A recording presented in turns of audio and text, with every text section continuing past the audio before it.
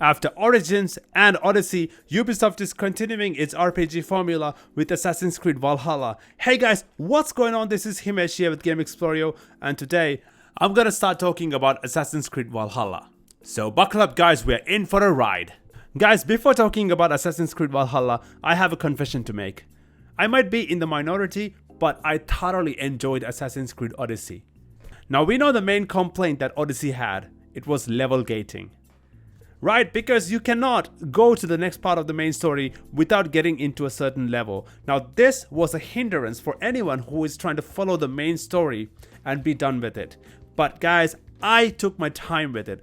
I committed 150 hours I think, and I had a blast with it, alright? Because those side quests had their own narratives and I was just exploring this world. I was immersed into this whole ancient Greek era and I was thoroughly enjoying myself. The main complaint I have about Odyssey is that it's too damn big. I have 150 hours under my name and I have only discovered about 70% of the map. I would say it was wasted potential because rather than making the map bigger, you could have made the map denser. There's so many open spaces without anything in the Odyssey map, and I wished that they had made the map smaller and given more things for me to do. And I think this is a good entry point to talk about Assassin's Creed Valhalla. Now guys, the producer of this game told about the map size and it's gonna be even bigger than Odyssey. What? I mean, are you kidding me guys? Okay, now I'm alright with it. Let's say I'm alright with it. I want this map to be denser than Odyssey, right? I don't want open space. Alright, so we know that we are getting a story about the Viking era.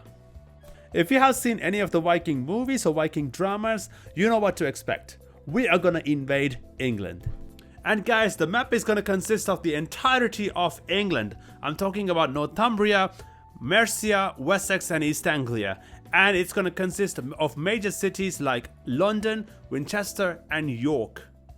We're gonna have some parts of Norway as well because this is where we start our journey, the invasion to England, and this is where our original settlement is. Now guys, the producer of this game hinted on a secret location that he would not reveal yet. That means the map is gonna spread beyond England and Norway potentially. Alright guys, let's talk about the protagonist in this story, Eivor. Unlike the previous versions where you play different characters like Alexios and Cassandra in Odyssey, this time around you will be playing the same character no matter what gender you choose. Of course, you have the freedom of choosing between a male and a female character. The main thing on the customization department is for the first time in an Assassin's Creed game, you can customize beyond your armor and gear. I'm talking about customizing tattoos, war paint, beard styles, and probably hairstyles as well. The creator director, Ismail, talked about a plethora of options to customize all those styles. Ismail talked about the parkour in the game and looks like the parkour system will get an upgrade from the previous versions as well. He didn't reveal much information about what new mechanics would they adapt to the new game, but we can expect something quite special. I'm thinking about something like a grappling hook like we had in Assassin's Creed Syndicate. Alright guys, now we know that the hidden blade is a part of this game, but I was just kind of anxious as to how they would introduce this hidden blade to the Viking theme that they're going for. Because as far as I know, Vikings are not assassins per se. They are ruthless, they want to invade, they want to go to battle head on. Luckily guys, I think Ubisoft has done well here. At the beginning of the game, Eivor is completely new to this concept of being an assassin. We get to see how he gets hold of the hidden blade and we see how he evolves as an assassin throughout the game. An interesting thing to note is guys, Eivor is not wearing the hidden blade on the lower part of the wrist, but is wearing the blade on the upper part of the wrist. And the narrative director explained the reason behind this. According to him, it goes along with the honor system that the Vikings have. According to the director, it's important for Vikings to admit that they have killed somebody. So they don't try to hide the fact that they killed.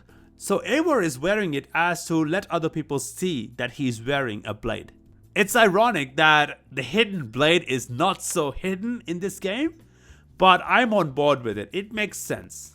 So of course guys, with the introduction of the hidden blade, one hit kills are back, but we just don't know how it will work out in the game. Maybe you might be able to upgrade the hidden blade to do a one hit kill, or maybe use a certain power and do a one hit kill with the blade. Now guys, when it comes to stealth, they are reintroducing things from the previous Assassin's Creed games. Social stealth is back guys, so this is good. You can blend in with the crowds. But I don't think stealth will be a priority in this game because we are talking about one of the most ruthless nations known for their battle skills. You might still be able to use stealth in this game, but the combat I think would mostly rely on head-on combat. It kind of defeats the purpose of being an assassin, but hey, I'm going to the game with an open mind. I don't think we'll go back to the Ezio level stealth anymore because now Assassin's Creed is after all an RPG. But guys, when it comes to stealth mechanics, there is a plethora of options like feigning death, or you can use your Raven Sunin to distract enemies. So there's gonna be an abundance of stealth mechanics, but I'm interested to know how they will bind stealth with the Viking culture. Ismail talks about how the combat works in the game. Now dual wielding is a thing guys. Now Vikings are ruthless and unpredictable, so they can do all sorts of crazy things. Hell, you can't even dual wield two shields. I just don't know how useful that will be, but hey, Vikings are known to weaponize their shields, so if all else fails, you can just slam your way out of battle, am I right? Now you see in the trailer that Eivor used an axe as a ranged weapon as well. This will come in handy as well. Alright guys, we talked about the map, we talked about the stealth, we talked about the combat. Tomorrow we're gonna talk much more, so stay tuned, subscribe and like this video. I'll see you in the next one.